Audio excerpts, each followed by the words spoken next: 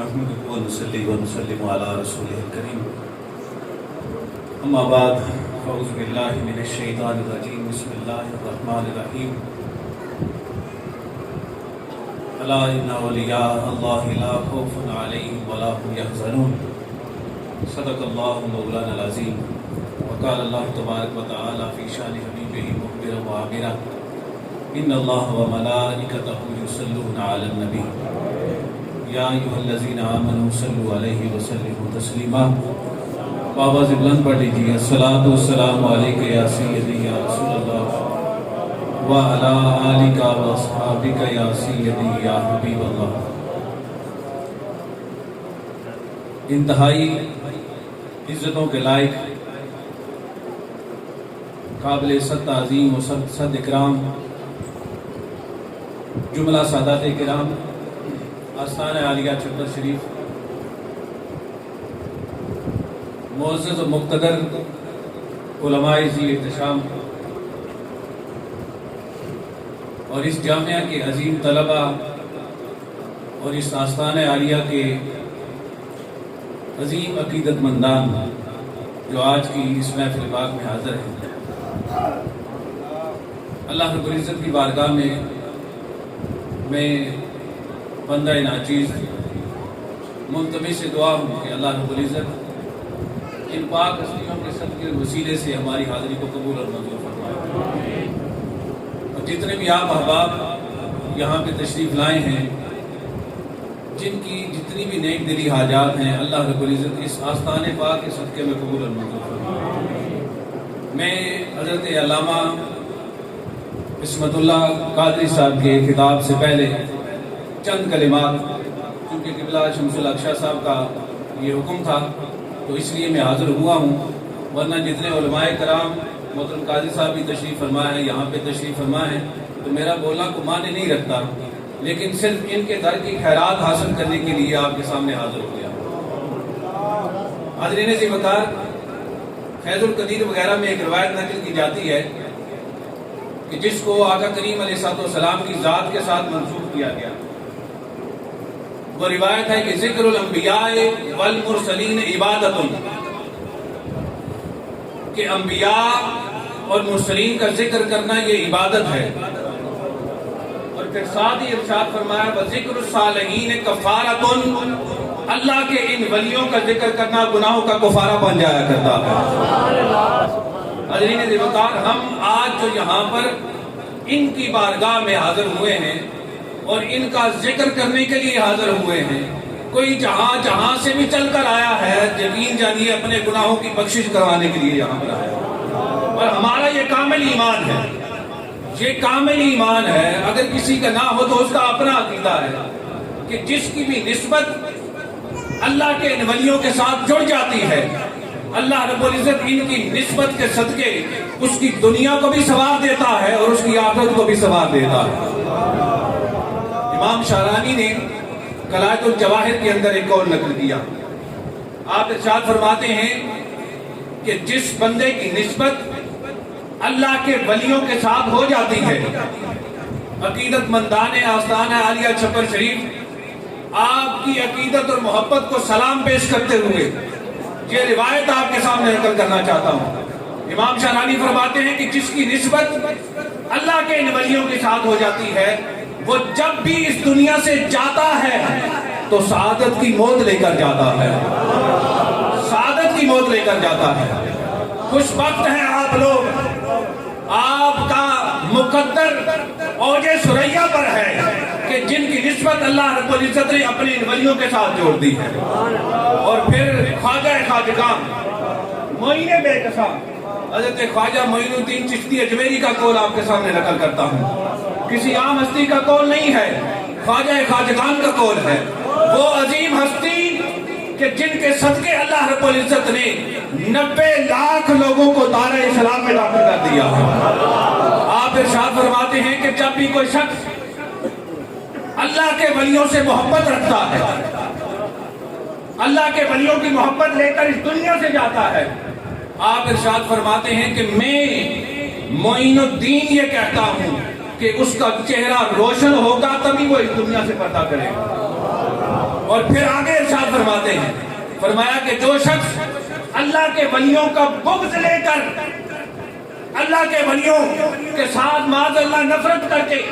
اس دنیا سے جاتا ہے، آپ ارشاد فرماتے ہیں کہ میں معین الدین کہتا ہوں کہ اس کی قبر کھول کر دیکھ لو، اللہ اس کا چہرہ کبھی بھی کعبے کی طرف ہونے ہی نہیں دے گا، ہونے ہی نہیں دے گا۔ حاضرین عزیز وقار، آپ کے چہرے جو نہ صرف اس دنیا میں روشن ہیں، بلکہ جب آپ قبر میں پہنچیں گے تو اللہ کے ان ولیوں کے صدقے بھی آپ کے چہرے روشن ہوں گے، اور جب آپ حشر کے میدان میں بھی ہوں گے تب بھی اللہ کے ولیوں کی سنگت لے کر وہاں پر حاضر ہوں گے۔ تو حاضرین عزیز وقار، آج کی یہ محفل پاک اور آپ جو دور دور سے چل کر آئے ہیں یہ عقیدت اور محبت لے کر آئے ہیں کہ جب بھی ہم ان کی بارگاہ میں حاضر ہوتے ہیں تو اللہ رب العزت ان ولیوں کے صدقے ہماری دعاؤں کو قبول فرماتا ہے، ہماری دعاؤں کو قبول فرماتا ہے۔ میں بھی اسی علاقے کا ہوں اور آپ سب اسی علاقے کے ہیں۔ بعض لوگ ہم سے بھی سوال کرتے ہیں، آپ سے بھی سوال کرتے ہوں گے کہ آپ ان ولیوں کی بارگاہ میں جاتے ہیں تو وہاں جا کر دعا کیوں کرتے ہیں؟ بھائی دعا کرنی ہے تو مسجد میں جا کر کرو جو اللہ کا گھر ہے، کہیں سے بھی اس کو پکارو، وہ کہتا ہے کہ میں ہر جگہ سے دعا کو سنتا ہوں۔ تو ان کی بارگاہ میں جا کر، ان کے مزار میں کھڑے ہو کر، ان کے آستانے میں کھڑے ہو کر جا کر کیوں دعا کرتے ہو؟ تو اس کا جواب بھی ان کو قرآن سے پھر دیا جاتا ہے۔ وہ جو سورہ آل عمران میں اللہ رب العزت نے حضرت مریم اور حضرت زکریا کا حوال بیان کیا، حضرت مریم عمر میں ابھی چھوٹی ہیں اور حضرت زکریا اللہ کے جلیل القدر نبی ان کی زیر کفالت ہیں۔ آپ جب کسی کام کی وجہ سے باہر نکلتے ہیں تو حضرت مریم کے حجرے کو تالا لگا کر باہر سے بند کر کے جاتے ہیں۔ اختصار کے ساتھ بیان کرنا چاہوں گا، جب واپس آتے ہیں دروازہ کھولتے ہیں تو اندر دیکھتے ہیں کہ حضرت مریم جو کہ اللہ کی نبی نہیں ہے، کیونکہ عورت کبھی نبی ہو ہی نہیں سکتی، وہ اللہ کی ولیہ تھی، اللہ کی ولیہ تھی۔ اللہ نے ان کا ذکر اپنے قرآن میں کیا اور بتانا چاہا کہ اللہ رب العزت اپنے ولیوں کو کیا شان عطا فرماتا ہے۔ جب دروازہ کھولا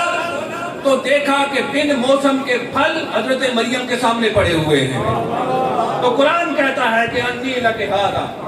علماء کرام بیٹھے ہیں، حفاظ کرام بھی بیٹھے ہوئے ہیں۔ پوچھا حضرت زکریا نے کہ اے مریم، اے اللہ کی ولیہ، اے اللہ کی بندی، بتا یہ بن موسم کے پھل کہاں سے آئے؟ تو انہوں نے عرض کی کہ ہوا من عند اللہ ہے، یہ اللہ کی بارگاہ سے آئے ہیں، یہ اللہ کی بارگاہ سے آئے ہیں۔ حضرین عزیز وقار، بس میں اس پر اپنی بات اختتام کروں گا۔ یہ جو اللہ رب العزت نے قرآن مجید میں ارشاد فرمایا، اس سے ہمیں یہ بات پتہ چلتی ہے، اس سے یہ بات پتہ چلتی ہے۔ اور پھر آگے قرآن مجید کی آیت مبارکہ کو دیکھیے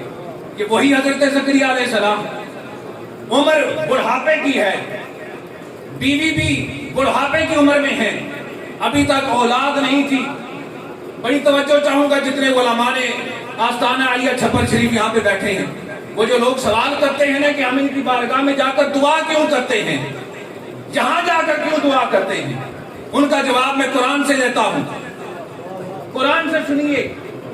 وہ جو حضرت زکریا علیہ السلام عمر بڑھاپے کی تھی، سوچا بھی بڑھاپے کی عمر میں تھی، ابھی تک اولاد نہیں تھی، نہ جانے کہاں کہاں دعا کی ہوگی، مگر جب دیکھا کہ اللہ رب العزت نے اپنی اس ولیہ کو بن موسم کے پھل عطا کیے ہیں، تو قرآن کہتا ہے کہ ہنالک دعا زکریا ربہ، حضرت زکریا علیہ السلام نے وہی دعا کے لیے ہاتھ اٹھا دیے اور عرض کی کہ باری تعالیٰ، جیسے تو نے اپنی اس ولیہ حضرت مریم کو بن موسم کے پھل عطا کیے ہیں، ایسے ہی مجھے بڑھاپے کی عمر میں اولاد کی نعمت عطا فرما دے، اولاد کی نعمت عطا فرما دے۔ اور پھر قرآن کیا کہتا ہے کہ وہیں کھڑے ہوئے تھے تو اللہ کی طرف سے فرشتہ آیا اور اس نے کہا کہ اے زکریا، اللہ رب العزت کی بارگاہ سے آپ کو خوشخبری ہے